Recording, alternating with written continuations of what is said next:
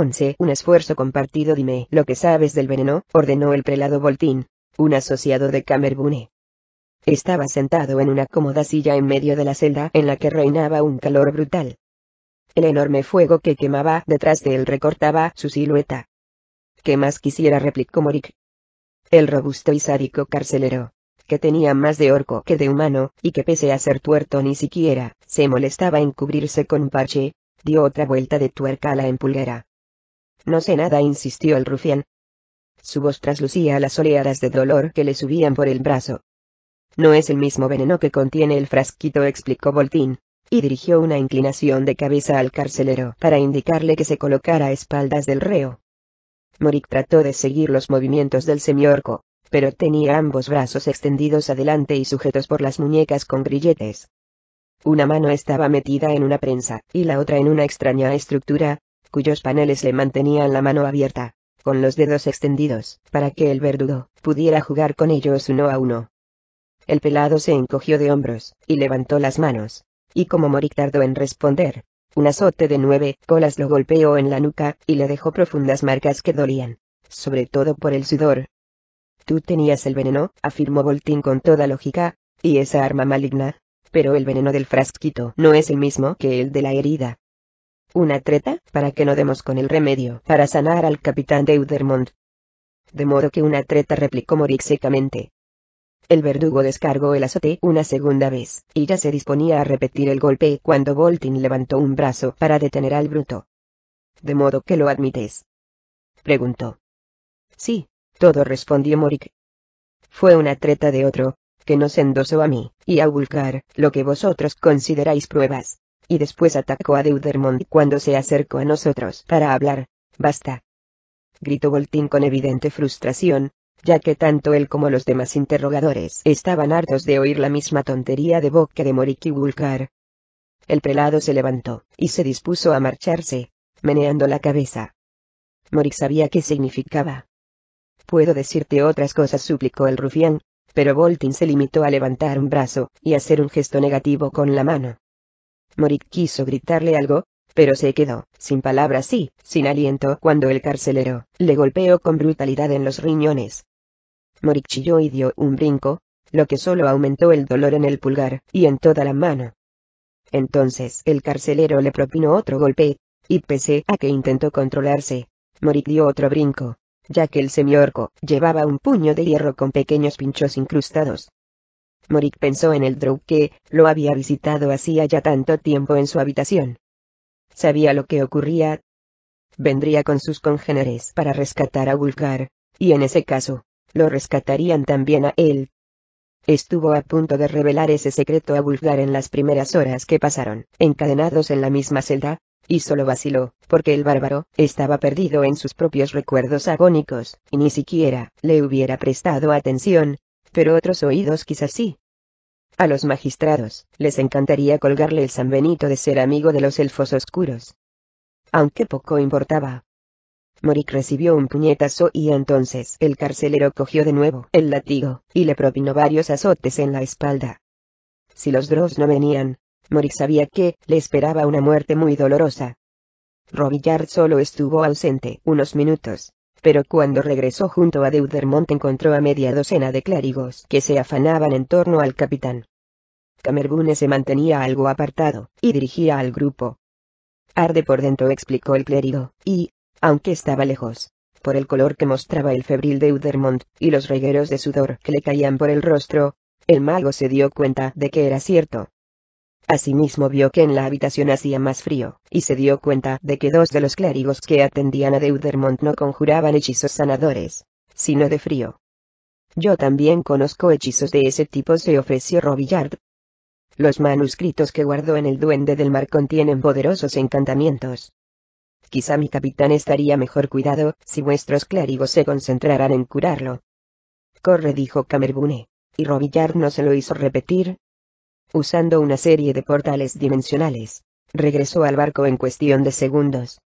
El mago rebuscó entre sus muchos componentes y manuscritos, objetos mágicos y piezas de exquisita artesanía que pensaba encantar cuando tuviera tiempo, y finalmente dio con un manuscrito que contenía 3 hechizos para crear hielo, junto con los componentes necesarios.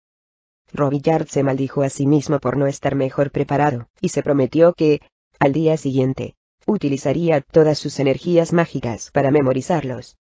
Regresó a la cámara del enfermo situada en la capilla. Los clérigos seguían trabajando frenéticamente, mientras que la anciana de las siervas aplicaba un ungüento blanco sobre el sudoroso pecho de Deudermont. Robillard preparó los componentes: un frasquito con sangre troyelada y un poco de miel de granoso blanco. Desenrolló el manuscrito y lo extendió encima de una mesilla. Apartó la mirada del moribundo para concentrarse en su tarea, y, con la disciplina propia de los magos, procedió a realizar el conjuro, salmodiando por lo bajo y moviendo dedos y manos. Vertió la sangre de troyelada en sus dedos pulgar e índice, apretó entre ellos la piel y sopló encima una vez, 2 y 3, tras lo cual arrojó la piel al suelo, a un lado de la habitación, junto a una pared desnuda. Justo allí se oyeron los golpecitos del granizo al caer. Los trozos se fueron haciendo cada vez más grandes hasta que, a los pocos segundos, el capitán yacía en un nuevo lecho. Un bloque de hielo. Esta es la hora crítica, explicó Camerbune. Me temo que la fiebre es demasiado alta y puede morir. De sus orificios mana sangre tan fluida como el agua. Tengo más clérigos esperando, para cuando este grupo haya agotado sus hechizos de curación, y he pedido ayuda a otras capillas, incluso de dioses rivales. Camerbune sonrió ante la sorprendida expresión del mago. Estoy seguro de que todos vendrán, afirmó. Robillard no era un hombre religioso, en gran parte, porque en la época en la que buscaba el dios que más se aviniera con su sentir, le irritaron las constantes rencillas y rivalidades de las distintas confesiones. Por esa razón, comprendió el gran cumplido que Camerbune acababa de hacer al capitán.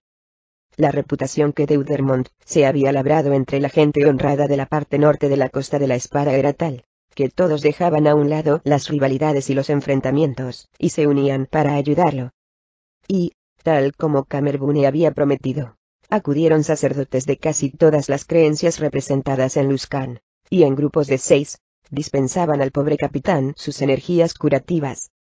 La fiebre bajó hacia la medianoche. Deudermont, fatigado, abrió un ojo y vio a Robillard dormido junto a él. El mago reposaba en un pequeño lecho, al lado del capitán, con la cabeza apoyada sobre sus brazos doblados. ¿Cuántos días?, preguntó Deudermont con voz débil, pues se daba cuenta de que algo andaba mal, como si acabara de despertarse de una larga pesadilla. Asimismo, aunque estaba envuelto en una sábana, sabía que no descansaba en una cama normal, porque era demasiado dura y notaba la espalda mojada. Robillard se despertó sobresaltado, con los ojos muy abiertos. Posó una mano sobre la frente de Deudermont, y su sonrisa se ensanchó al notar que la piel estaba fría. Camerbune, gritó, y el confuso capitán lo miró con curiosidad. Fue lo más bonito que Robillard había visto en su vida. 3 circuitos, dijo la voz nasal de Harkel del magistrado, un mal bicho que, en opinión de Morik, disfrutaba demasiado en el ejercicio de su tarea. Todos los días, el anciano y escuálido magistrado recorría las mazmorras de la cárcel de Luskan, señalaba a los prisioneros que estaban listos para la feria de reos, y, dependiendo de la gravedad de su crimen, o quizás solo de su humor, determinaba el periodo de preparación para cada uno. Según el carcelero que solía pegar a Morik, un circuito equivalía aproximadamente a 10 minutos, el tiempo que se tardaba para dar la vuelta lentamente a la plaza en la que se celebraba la feria de reos. Así pues, el hombre al que Harkel acababa de asignar 3 circuitos sería torturado en la feria durante una media hora por diferentes métodos no mortales antes de que Harkel empezara con el interrogatorio público. Morik supuso que eso se hacía para enardecer a la multitud, y que al viejo Harkel le gustaba oír los vítores de la gente. Así que vienes a pegarme otra vez, dijo Morik cuando su brutal carcelero entró en la cueva natural en la que el rufián estaba encadenado a la pared. ¿Traes contigo al hombre santo? O al magistrado quizá. ¿Piensa venir para enviarme a la feria? Hoy no, Morik el rufián, replicó el carcelero. Ya no quieren nada más de ti. El capitán Deudermont ya no lo necesita. ¿Ha muerto?, preguntó Morik, sin poder evitar una nota de inquietud en su voz. Si Deudermont estaba muerto, el cargo contra ellos sería asesinato, y Morik había presenciado en Luskan las ejecuciones de más de un prisionero condenado por asesinato. La muerte en ellas se producía por tortura, la cual duraba casi un día, o más. No respondió el carcelero, y por el tono parecía decepcionado. No hemos tenido tanta suerte. Deudermont vive y va a recuperarse, y parece que a Wulfgar y a ti os matarán rápidamente. ¡Qué alegría me da Morik! El bruto hizo una breve pausa, y miró alrededor, y después se acercó a Morik, y le propinó varios golpes brutales en el estómago y el pecho. Me parece que Harkel del magistrado te llamará pronto para la feria, comentó el carcelero. Esta es mi despedida. Muchas gracias, replicó el rufián, siempre sarcástico, lo que le valió un gancho de izquierda en la mandíbula que le arrancó un diente, y le llenó la boca de sangre caliente. Deudermont recuperaba las fuerzas con rapidez, y los clérigos se las veían y se las deseaban para mantenerlo en la cama. Seguían rezando por él, conjuraban hechizos de curación, y la anciana le llevaba infusiones y ungüentos calmantes.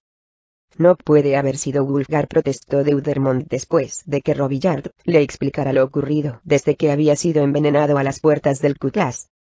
Fueron Wulfgar y Morik, repuso Robillard con firmeza.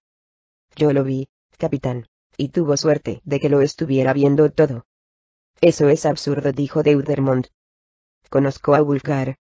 Lo conocía, lo corrigió el mago. Pero es amigo de Drizzt y de Catibrie, y ambos sabemos que ellos nunca tendrían nada que ver con un asesino. Nada bueno, en todo caso. Era amigo suyo, lo corrigió de nuevo el testarudo Robillard. Ahora Wulfgar es amigo de tipos como Morik el rufián, un matón muy conocido en las calles, y de otros dos que me temo que son de peor calaña. ¿Qué dos? Preguntó Deudermont, pero justo entonces Wyljam Micanti y otro marinero del Duende del Mar entraron en la habitación. Primero se dirigieron al capitán, al que saludaron con una inclinación de cabeza, ambos con una amplia sonrisa, ya que Deudermont tenía mejor aspecto que horas antes, cuando toda la tripulación había respondido a la jubilosa llamada de Robillard. ¿Los habéis encontrado?, preguntó el mago con impaciencia. Creo que sí, respondió Wyljam, que parecía muy satisfecho de sí mismo. Se esconden en la bodega de un barco atracado solo a 2 amarraderos del Duende del Mar. Hacía días que no se los veía, explicó el otro marinero, pero hablamos con algunos hombres en el Cutlass, que dijeron que los conocían, y que el tuerto estaba gastando oro a manos llenas. Robillard inclinó la cabeza. Tal como había imaginado, se trataba de un asesinato por dinero, y aquellos dos eran parte del plan. Con su permiso, capitán, dijo el mago.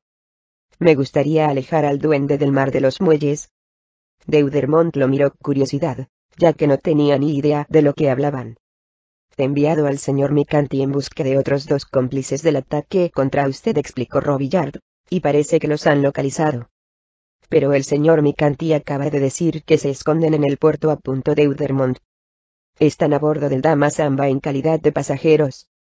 Cuando ponga al Duende del Mar detrás con todas nuestras armas prestas, seguramente los entregarán sin lucha, explicó Robillard con ojos brillantes. Ahora Deudermont soltó una risita. Ojalá pudiera ir con vosotros, dijo. Los 3 tomaron aquellas palabras por un sí, y fueron hacia la puerta. ¿Y qué hay del magistrado Harkeld?, preguntó rápidamente Deudermont antes de que se marcharan. Le rogué que no impartiera justicia todavía a Wulfgar y Morik, como usted me pidió, contestó Robillard. Los necesitaremos para confirmar que los otros 2 también participaron en el ataque. Deudermont cabeceó, despidió al trío con un ademán, y se sumió en sus pensamientos. Se resistía a creer que Wulfgar pudiera estar implicado, aunque no tenía ni idea de cómo demostrarlo. En Luskan, al igual que en la mayoría de ciudades de Faerun, un hombre podía ser colgado, descuartizado o ejecutado de la forma que a un magistrado se le ocurriera solo por ser sospechoso de algún delito. Yo soy un comerciante honrado, y no tiene pruebas de lo contrario, declaró el capitán Piniquers del Dama Samba. Apoyado en la borda de la popa del buque, protestaba por la amedrentadora presencia del Duende del Mar, con la catapulta, la balista e hileras de arqueros en las cubiertas. Como ya le he dicho, capitán Piniquers, no tenemos nada contra usted ni su barco. Solo queremos a 2 pasajeros que transporta, respondió Robillard respetuosamente. Va. Marchaos o llamaría a los guardias de la ciudad. gritó el lobo de mar. Pues ya puede empezar, replicó Robillard con aire satisfecho, y señaló a los muelles situados, junto al Dama Samba. El capitán Pinickers se volvió y vio a un centenar o más de soldados alineados en el muelle, con cara de pocos amigos y preparados para entrar en acción.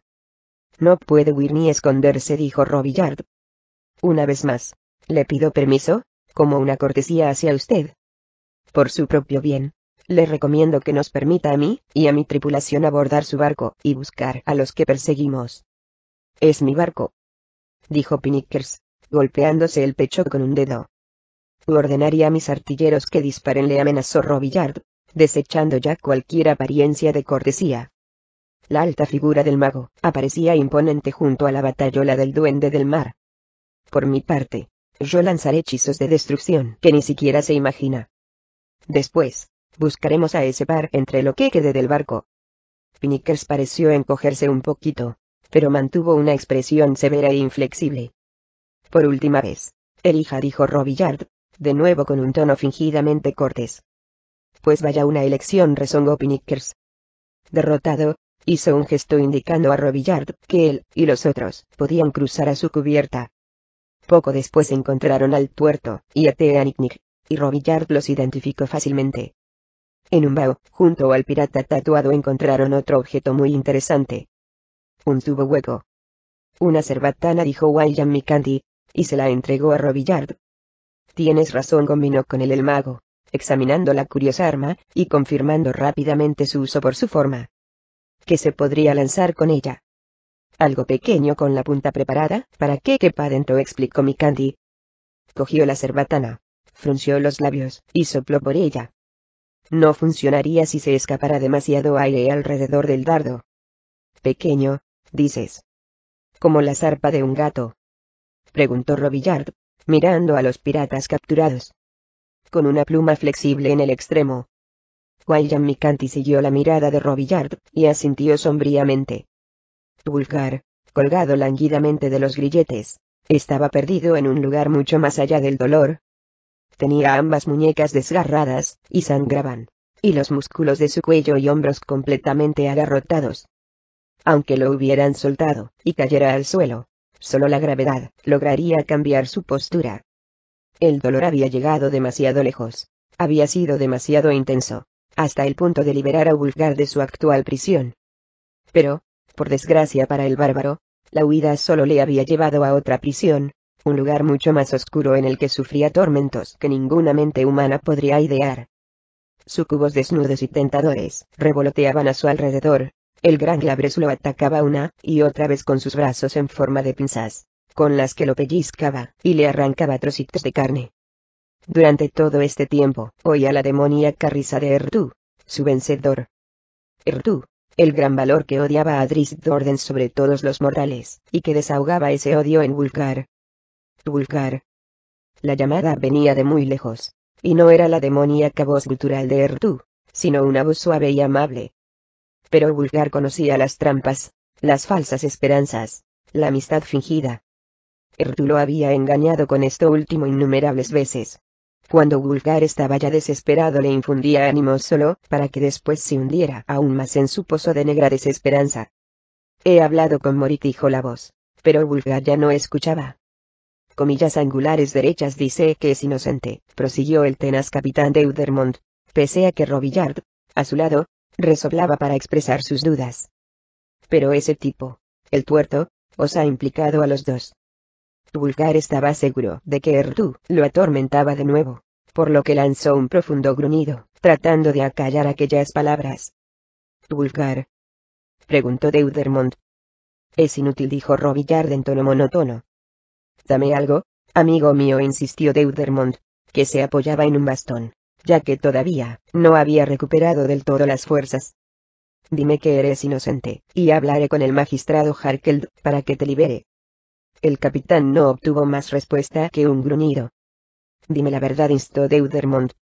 Yo no creo que tú estés implicado, pero tengo que oírlo de tus propios labios, si quiero pedir un juicio justo. No puede responderle, capitán, dijo Robillard, porque no hay verdad que pueda exonerarlo. Ya has oído a Morik, arguyó Deudermont. Ambos venían de la celda de Morik, y el ladronzuelo había proclamado con vehemencia que él y Wulfgar eran inocentes. Les explicó que el tuerto les había ofrecido una fortuna por la cabeza del capitán, pero que él y Wulfgar habían rechazado su oferta. He oído a un hombre desesperado contar una historia desesperada, replicó Robillard. Podríamos buscar a un clérigo que lo interrogara, dijo Deudermont. Muchos conocen encantamientos que detectan las mentiras. La ley de Luscan no lo permite, repuso Robillard. Demasiados clérigos encuentran lo que quieren encontrar en sus interrogatorios. El magistrado se las apaña perfectamente con sus propios métodos. Los tortura hasta que admiten que son culpables, tanto si es cierto como si no, objetó Deudermont, pero Robillard se limitó a encogerse de hombros, y dijo: obtiene resultados. Llena su feria. ¿Cuántos reos de la feria cree que son inocentes, capitán?, preguntó Robillard, sin andarse por las ramas. Incluso los que son inocentes del crimen por el que los castigan, han cometido sin duda muchas otras atrocidades. Es un punto de vista bastante cínico de la justicia, amigo mío, dijo Deudermont. Es la realidad, repuso Robillard. Deudermont suspiró y volvió la mirada a Wulfgar, el cual gruñía colgado de la pared, sin proclamar su inocencia, ni nada de nada. El capitán llamó de nuevo al bárbaro, e incluso se acercó a él para darle unos golpecitos en el costado. Dame una razón para que crea a Morik, le suplicó. Wulfgar notó la caricia de un súcubo que intentaba atraerlo a un infierno emocional. Con un rugido, impulsó las caderas, y dio una patada, que si bien solo rozó al capitán, lo hizo tambalearse y caer al suelo. Robillard lanzó con su varita un globo de sustancia pegajosa para inmovilizar las piernas de Wulfgar. El hombre bretón se debatió salvajemente, pero los grilletes de las muñecas eran firmes, y las piernas se le pegaron a la pared. Lo único que consiguió fue acrecentar el atroz dolor que sentía en los hombros. El hechicero se puso frente a él, y, con una mueca de desprecio, empezó a sisear y salmodiar en susurros. Entonces levantó una mano, la posó en la ingle de Wulfgar, y le lanzó una descarga eléctrica tan intensa que el bárbaro aulló de dolor. «No», gritó Deudermont al tiempo que pugnaba por levantarse. «Para allá». Robillard dio un respingo, y se alejó de Wulfgar, con el rostro crispado de rabia. «¿Necesita más pruebas, capitán?», preguntó. Deudermont buscó algo que objetar, pero no halló nada. «Vámonos de aquí», dijo finalmente. «Ojalá nunca hubiéramos venido», masculló Robillard. Otra vez solo, Wulfgar sintió un cierto alivio, porque la sustancia viscosa sostenía parte de su peso, pero terminó por disiparse, y volvió a colgar solo de los grilletes. Sus músculos se hincharon de nuevo, causándole un dolor atroz. Se dejó caer mucho más profundamente que antes. Quería una botella, necesitaba sentir en su garganta el ardiente licor que lo ayudara a liberar su mente de los tormentos.